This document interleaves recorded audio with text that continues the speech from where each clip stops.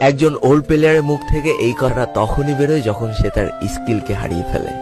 যেই পুরানো প্লেয়ারের গেম প্লেটা দেখে আজ তোমরা হাসছো, এমন একটা সময় ছিল যাকে কাস্টম খেলার জন্য সর্বপ্রথম হায়ার করে নিয়ে যাওয়া হতো। যেই পুরনো প্লেয়ারটার গেম প্লে দেখে আজ তোমরা হাসছো, একটাবার খোঁজ নিয়ে দেখো সেই প্লেয়ারটার গেম প্লে দেখেই একটা সময় অনেক মানুষ গেম খেলা শিখেছে। যেই ওল্ড প্লেয়ারটার খেলা দেখে আজ তোমরা তোমাদের গ্রুপে নিতেও লজ্জা পাচ্ছ, খোঁজ নিয়ে দেখো সেই ওল্ড প্লেয়ারটা কোনো একটা সময় কোনো একটা গিল্ডের লিডার বা অফিসার ছিল। যেই ওল্ড প্লেয়ারটা আজ তোমাদের রিভাইভ দিতে যেতে ভয় পাচ্ছে, মনে রেখো একটা সময় ছিল যখন এই প্লেয়ারটাই পুরো মাঠ একা ফাঁকা করে বুয়া নিয়ে আসতো। যেই নতুন প্লেয়ারগুলো শুধুমাত্র ডাইনামিক ডুয়োর সাথে গেম খেলার জন্য সারা রাত জাগো, তোমরা মনে রেখো যারা ওল্ড প্লেয়ার ছিল তারা সারা রাত খালি ট্রেনিং পিটাতো নিজেদের স্কিল ভালো করার জন্য। আমি জানি আজকের দিনের যারা অন ট্যাপ মারা প্লেয়ার তারা কখনোই ফিল করতে পারবে না যে বসে জুম করে উঠে হেডশট মারার মজাটা আসলে কি ছিল।